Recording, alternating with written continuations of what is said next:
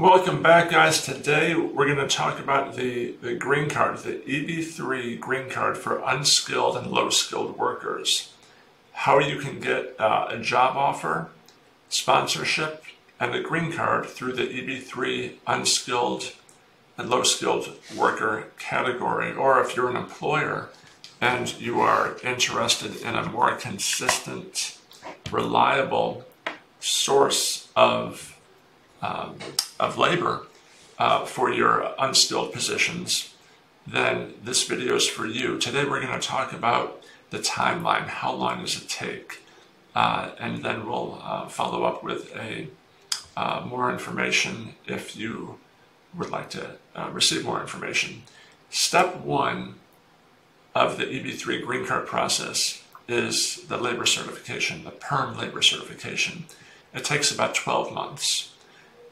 It involves the employer offering the position to the foreign national, and then our team of immigration attorneys will file the prevailing wage request, prepare the advertising for to show that there ideally are no U.S. workers that are available for the position. If that's the case, it's called a test of the labor market, and in most cases, that test is successful, and then the labor certification filing. So the breakdown is the prevailing wage request takes about 5 months. The prevailing wage is the minimum wage that the employer is required to pay.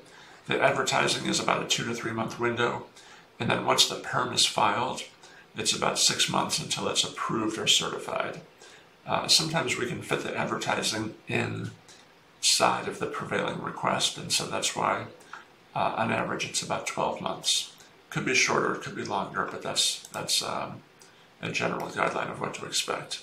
And then once the PERM is certified, we proceed to step two, and our immigration attorneys will file the I-140 petition with USCIS. The purpose of the I-140 is to prove that number one, that the employer has the ability to pay the offered wage, and number two, that the beneficiary is qualified.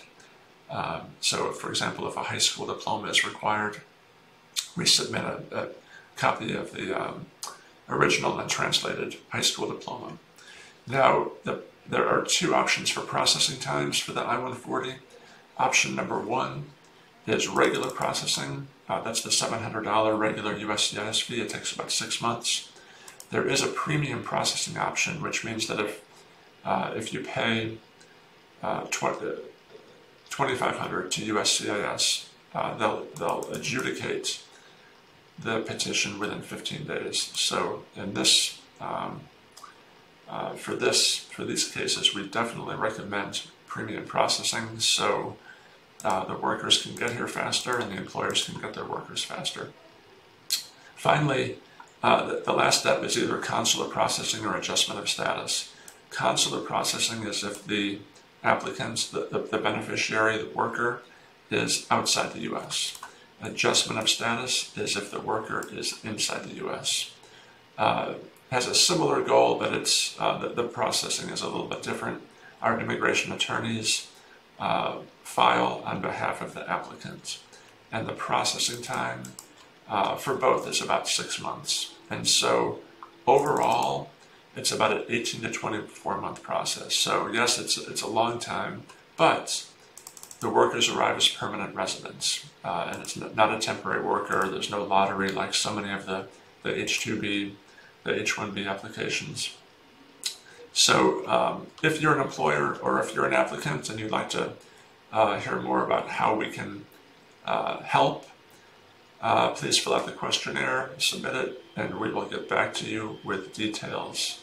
Thank you so much for watching. Please leave a comment below if you have any questions, or feel free to contact us. Please like and share the video if you find it helpful. We'd love for you to subscribe if you find it helpful also. And we're going to do more of these videos to help answer questions and kind of provide as much transparency in this process as possible. So thanks for watching, and we'll see you in the next video.